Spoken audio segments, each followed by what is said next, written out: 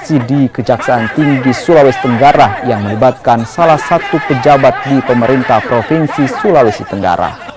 Mahasiswa yang mencoba membakar ban bekas di depan pintu gerbang kantor Kejati Sultra terlibat saling dorong dengan pengamanan dan pegawai kejaksaan.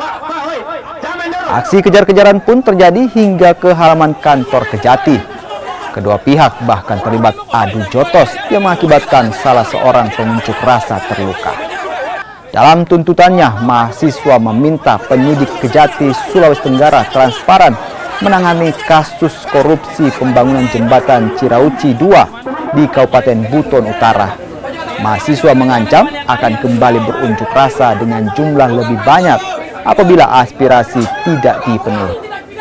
Kontak fisik mungkin karena emosi, ya emosi hanya kita tidak bisa memberikan emosi hanya fisik, tapi kalau demikian saya atas nama pimpinan mengucapkan permohonan maaf ya kepada teman-teman semua kalau memang ada yang tidak pas tadi waktu aksi demo, karena itu semata-mata hanya karena emosi saja.